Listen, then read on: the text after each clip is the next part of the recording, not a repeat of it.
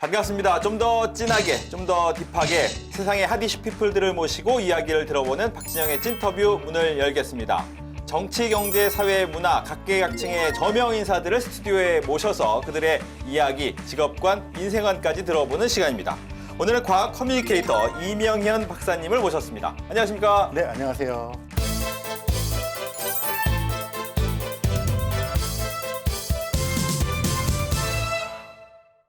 오늘 한 시간 이명현이라는 사람의 컬러풀한 이야기 만나볼 텐데 먼저 이 사람의 이야기 이명현 파워보고서부터 만나보시죠.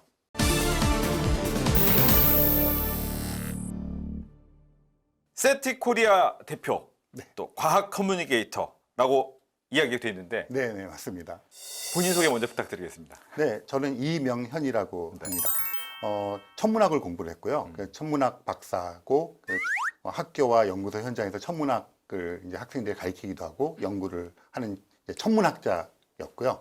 지금은 현장에서 떠나서 일반인들에게 이 천문과 우주에 대한 이야기를 좀 이렇게 풀어서 대중들의 언어로 이야기를 해주는 일을 하고 있습니다. 그런 사람들을 뭐 대중과학자 또는 과학 커뮤니케이터 그렇게 부르고 있습니다. 그렇군요. 보니까 이제 과학의 대중화가 요즘에 많이 나오고 있는데 과학 커뮤니케이터로 활동 어떻게 하는 게 과학 커뮤니케이터로 활동입니까?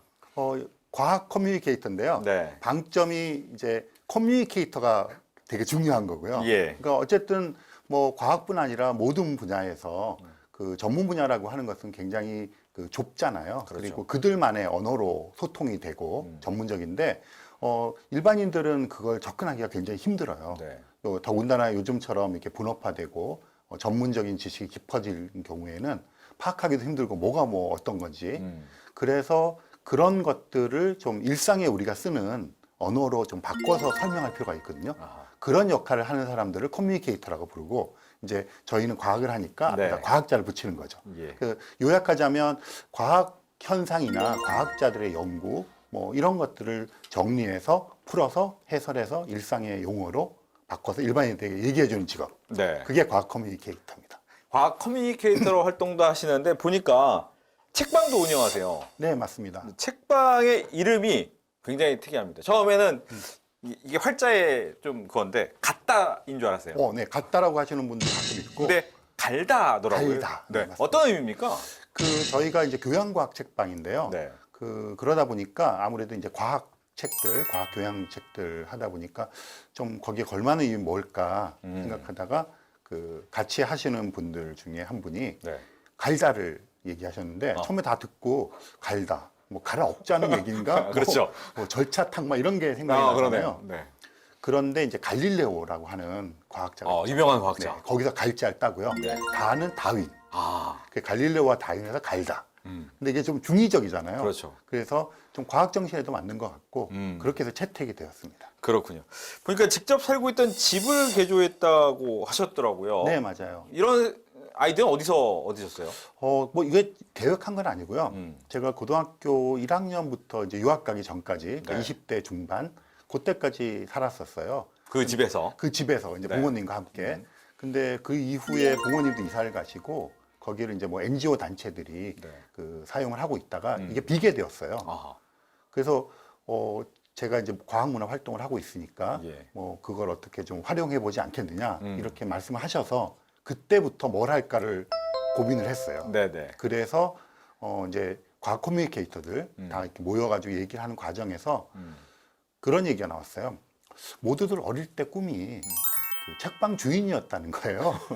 요즘은 그런 꿈을 잘 안 꾸겠지만 요즘엔 유튜버 많습니다. 유튜버 뭐 네. 그렇죠. 근데 저희가 어렸을 때는 이제 동네에 있는 헌책방 뭐 이런데 주인이 되어서 책 마음껏 읽고 뭐 이런 게 꿈이었고 저희가 사실은 책에 빚을 많이 졌죠. 그것으로부터 지식도 얻고 네. 그래서 그런지 다 책방 주인이 꿈이라는 거예요. 예. 그럼 저희가 이제 모여서 뭘 할까? 일단 책방을 하자. 네, 그렇게 이제 꿈을 이루자. 네, 그러니까 이게 처음에 로드맵을 가지고 막 시작된 건 아니고요. 네. 이렇게 하나하나 얘기를 하다가 이렇게 만들어진 그런 경우입니다. 그렇군요. 꿈을 이룬 책방이라고 볼 수도 있을 것 같은데 보니까 그냥 책방은 아닙니다. 그냥 책방이면 개인 사업일 텐데. 그렇죠. 저희가 주식회사인데요. 주식회사요. 주주가 이게 되게 조그만 회사인데 주주가 120명입니다.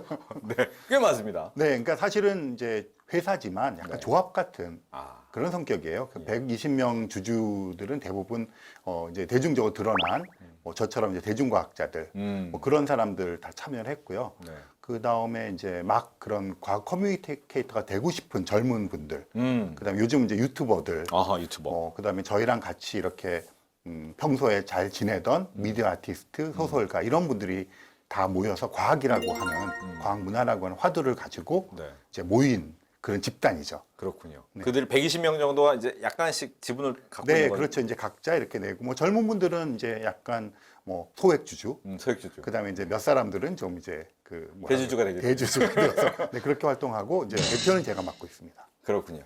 근데 이력이 굉장히 특이하시더라고요. 앞서서 좀 본인 소개할 때 잠깐 나왔지만 천문학을 하셨어요. 천문학을 꿈꾸신 이유도 있습니까? 네, 그러니까 저는 이렇게 돌이켜 보면 네. 막 어떤 것을 그 하겠다고 결심하고 하기보다는 이렇게 그 이런 거 있잖아요. 뭐 우연히 생긴 기회가 네. 되게 많을 거 아니에요. 그것 중에 이렇게 매혹되는 게 있었던 것 같아요. 아, 그러니까 천문학을 생각하게 된 제일 오래된 기억이 그 전부터도 그랬었대요. 그러니까 이제 부모님들 얘기 들어보면 그런데 유치원 때 그때 마침 그 이제 아폴로 11호가 달에 착륙을 했거든요. 그런데 제가 이제 평소에도 뭐 달 얘기하고 뭐 금성 얘기하고 골목에 놀면서 그러고 있었는데 내가 맨날 쳐다보던 저 달에 사람이 가서 걸어 다닌다 이런 생각을 하고 막 주체하지 못하는 그런 감동, 뭐 매혹 이런 걸 느껴서 그때 그게 뭔지 모르지만 저런 걸 해야 되겠다. 네. 그런 생각을 했던 게 제일 오래된 기억이 유치원 때 기억이에요. 네, 그리고는 그냥 자연스럽게 초등학생이 되어서는 뭐 아마추어 천문 동아리 우리나라에서 처음 생길 때 뭐 모집한다는 걸 잡지에서 보고 이제 뭐 최연소 가입자가 되었죠. 그래서 초등학교 저학년 때 활동을 하고 그러다 보니까 그냥 자연스럽게 천문학과를 가서 천문학자가 되었죠. 네. 네. 보니까 이제 유학도 다녀오셨잖아요. 네. 네덜란드. 네덜란드는 어떻습니까? 보통 제가 유학은 네덜란드 유학 못 들어봤는데. 네덜란드는 그 흔히 강소국이라 그러잖아요. 네. 이게 우리나라 아마 경상남북도 정도 되고 인구도 그 정도가 한 1,700만.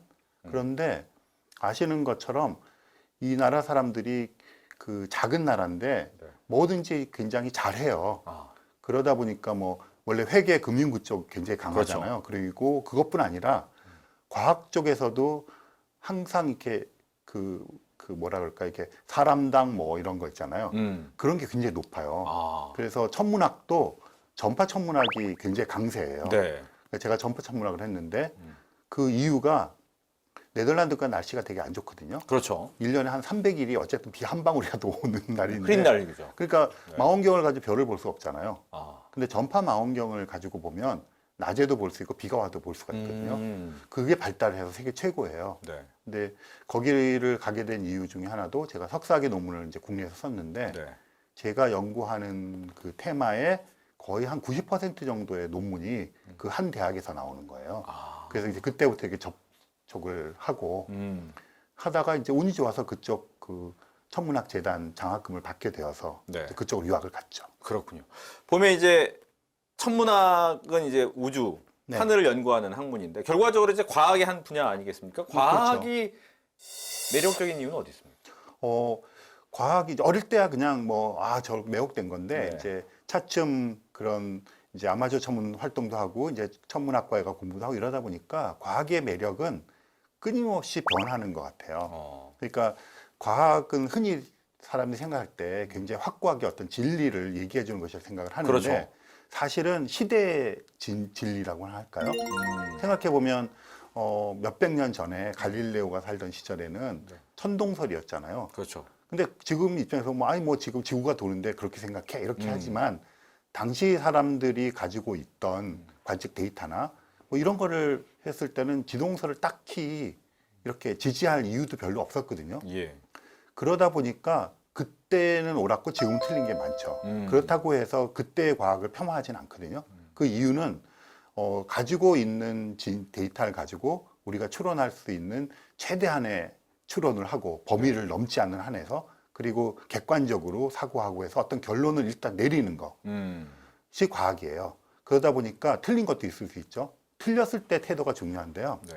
새로운 증거가 나타나면 자기가 갖고 있는 고집하지 않고 버립니다.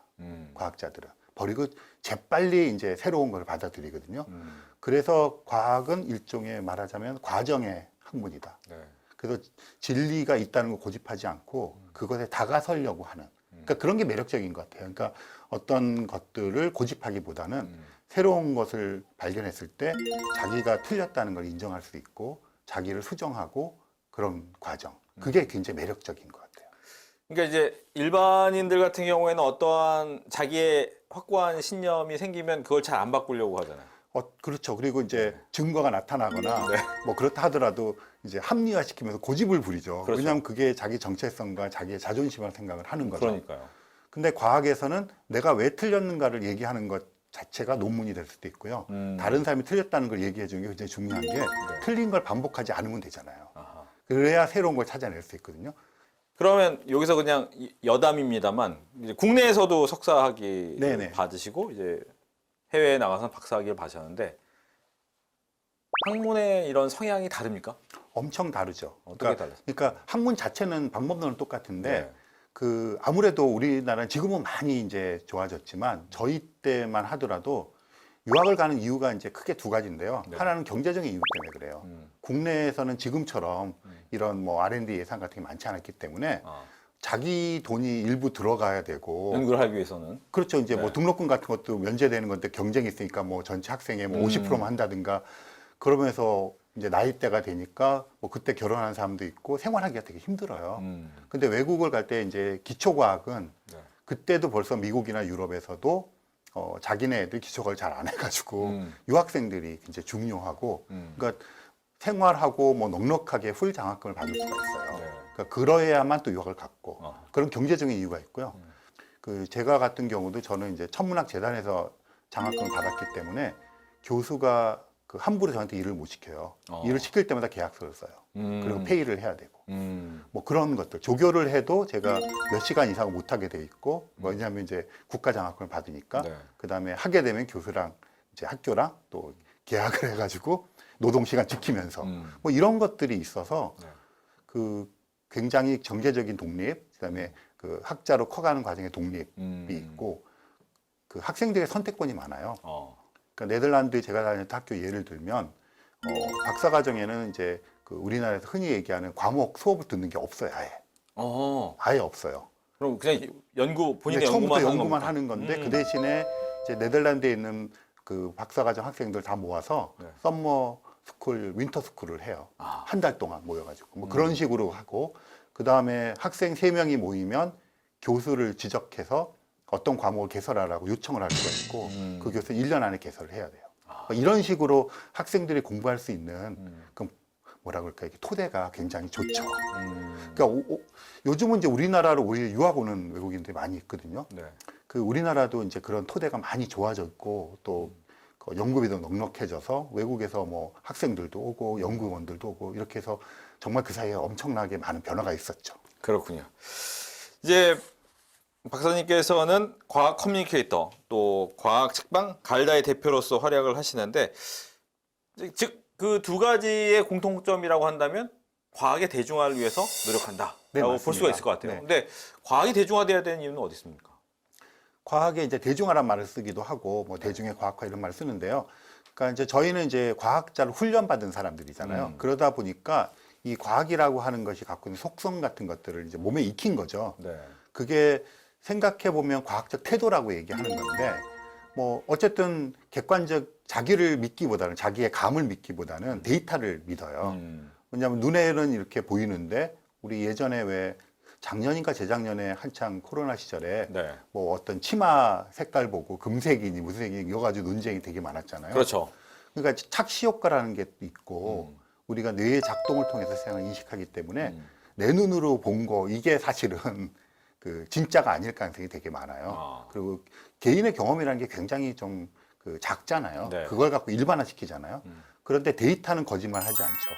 그러니까 그 이미지도 뭐 데이터를 뜯어봐서 뭐 RGB 색깔인데 그 이제 수치들을 보면 이게 어떤 색깔이라는 게 딱 나오잖아요. 그건 네. 누구나 다 동의할 수 있는 거죠. 내 눈에 그렇게 안 보인다 하더라도. 그래서 과학을 한다는 이야기는 자기 자신을 믿기보다는 데이터를 믿고 그 이야기는 내가 특별할 게 없다고 하는 인식을 갖게 되거든요. 그건 뭐 역지사지라고 하는 말이 될 수도 있고 뭐 멀리서 자기를 좀 조망하라 이런 얘기도 하잖아요. 그러니까 늘상 사람들이 이랬으면 좋겠다고 생각하는 일들이 과학자들에게는 훈련이 되는 거예요. 그렇지 않으면 뭐 저 노래 내가 냈는데 이거는 내 신념이야 이러면 누가 채워주겠습니까? 설득을 해야 되고 그것도 특히나 같은 연구를 한 동료들을 경쟁자를 설득을 해야만 되는 경우거든요. 그러니까 철저한 객관화, 자기 객관화가 훈련이 되거든요. 그러다 보면 그런 게 만약에 이제 삶의 태도가 연결이 된다면 사람들이 지금 이제 문제가 되는 것들이 많이 있잖아요. 오해하는 것들, 그게 불분명한 언어 때문에, 태도 때문에 또는 뭐 질투도 있고 여러 가지가 있잖아요. 그런 것들을 좀 완화시킬 수 있지 않을까. 사람들이 조금은 더 합리적으로, 네. 객관적으로 생각하고 그런 과학적인 태도를 가지면 아무래도 그 삶이 조금 바뀌고 사람들이 조금 더 냉정해지고 여유로워지면 불필요한 어떤 그 분란이 없을 것 같고 그래서 저희는 이제 과학적 태도를 네. 사람들이 가졌으면 좋겠다. 근데 그래서 이제 과학 이야기를 하는 게 뭐 과학의 경이로움을 전해주는 것도 있죠. 하지만 그런 과학적 태도를 좀 알려드리고 싶은 거죠. 알겠습니다. 싸워도 좀 냉정하게 싸울 수 있겠네요. 네, 그렇죠. 네, 맞습니다. 보니까 이제 과학이 좀 재밌다라고 해서 눈 뜨는 분들도 많습니다. 네, 아마 맞아요. 이 여러 가지 이제 커뮤니케이터들의 활동인데 박사님께서는 어떤 좀 재미난 에피소드 같은 게 좀 있으신지?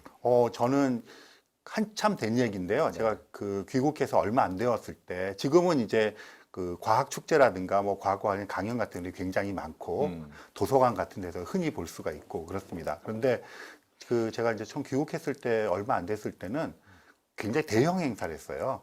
그래서 한강, 서울 같은 경우에 한강에 고수부지 있잖아요. 네네. 거기다 무대를 설치하고 무대 설치하면 거기서 이제 노래 부르고 이런 거 연상을 하실 거 아니에요. 근데 거기서 과학 축제를 했어요. 그러니까 사람들이 갈 만한 과학관도 많지 않고 그렇죠. 이러다 보니까 거기에 이제 정해진 시간에 어떤 1년에 며칠을 와가지고 하니까 정말 무대를 만들어 놓으면 뭐 거기에 그 사람들이 뭐 몇천 명이 앉아서 과학 강연을 듣고 그랬어요. 그래서 이제 저도 이제 초청 강사가 되어서 갔는데 당황했어요. 그 주로 앉아 있는 아이들이 있는데 네. 그 주로 이제 엄마나 할머니와 한 유치원이나 1학년, 초등 1학년 된 그 아주 어린 아이들. 의 조합인 거예요. 네. 대부분이. 네. 그러니까 같이 와서 그냥 앉아 계신 거예요. 저는 파워포인트에다가 뭐 영문도 섞여 있는 굉장히 멋진 전문적인. 빅뱅 우주론에 대한 이걸 준비를 해갔거든요. 네. 청중에 대한 생각이 없었으니까. 그래서 너무 걱정이 되고 있는데 네. 제 앞에 그 아폴로 박사님이랑 조경철 박사님. 네, 저도 이제 조경철 박사님이랑 외계 지적 생명체 탐색하는 조직을 만들어서 제가 사무국장을 하고 그래서 되게 친하신 분인데 그분이 딱 앞에 제 앞이었어요. 그래서 어떡하나 봤는데 딱 나가자마자 갑자기 한쪽 구석으로 가더니 다리를 번쩍 들고 걔가 오줌 누는 신육을 막 하는 거예요. 그러니까 애들 깔깔깔 웃고 난리가 났잖아요. 네. 그러니까 그때 어떤 얘기를 하면 외계인들은 오줌을 누를까요? 얘기를 시작하시는 거예요. 그러더니 뭐 뒤에 파워포인트 있는 건 신경 안 쓰고 네. 그리고 3, 40분을 애들이랑 막 계속 즐겁게 그런 이야기하면 놀더라고요. 그래서 그때 깨달은 바가 되게 큰 게 이게 커뮤니케이션이라는 게 뭐 그 시간 동안에 우리가 지식을 전하면 얼마나 전하겠습니까? 이게 근데 그분이 말씀하시는 것도 그거는 외계인 얘기하자면 지구를 떠난 얘기해야죠. 뭐 지구 얘기해야죠. 산소 얘기 뭐 이런 거 다 해야 될 거 아닙니까? 그거를 그렇게 시작을 하시더라고요. 그래서 좀 큰일 났잖아요. 그래서 저도 이제 좀 따라서 뭐 줍잖게 했는데 네. 그 다음부터 생각한 게 커뮤니케이션은 결국은 공감하는 거다. 그러니까 이게 어떤 것들이 되든 간에 공감할 수 있어야 된다. 그래서 그때 굉장히 큰 거를 배웠죠. 보니까 이제 그렇다면 이렇게 다양한 공감 능력도 공부하시고 많이들 접해 보셨을 텐데 좀 본인이 이제 과학 커뮤니케이터를 활동하면서 좀 뿌듯했다, 보람이 있었다 이런 일은 어떤 게 있으셨습니까? 그러니까 아무래도 저는 이제 별을 보는 사람이지만 네. 별을 누구나 봐야 된다고 생각하진 않아요. 이 바쁜 시절에 이 다양한 세상에 음. 별을 누구나 보고 있을 수도 없고 그런데 이제 그래서 뭐 별을 봐야 됩니다 이렇게 얘기를 하거나 그러진 않고요. 제가 그 별을 보면서 느꼈던 경이로움을 얘기를 해주죠. 그러니까 그리고 저도 지금도 뭐 강연할 때나 그럴 때 어릴 때 느꼈던 그 경이로움이 그때만큼의 뭐 벅참은 아니지만 네. 여전히 그런 게 막 있어서 되게 즐거워져요. 음. 별 얘기를 하면. 그래서 뭐 저희가 나왔던 뭐 방송 같은 것도 보시면서 그 얘기할 때 너무너무 초롱초롱하고 너무 표정이 좋더라. 근데 지금도 즐겁거든요. 그래서 그런 것들을 좀 이렇게 보여드리려고 노력을 하고 네. 그런데 그럼 뭐 이제 여러 사람이 들으니까 어떤 사람은 시큰둥하고 뭐 저건 뭐야 이러지만 또 그 중에 몇 사람은 공감을 하시는 분이 생기잖아요. 그래서 그럴 때 제일 뿌듯하죠. 그러니까 제가 어릴 때 뭐 그런 선생님들의 이야기나 달에 착륙한 아폴로 11호를 보면서 막 혼자 매혹되고 공감하고 그랬던 것처럼 네. 그런 일이 일어날 때가 제일 뿌듯하죠. 그렇군요.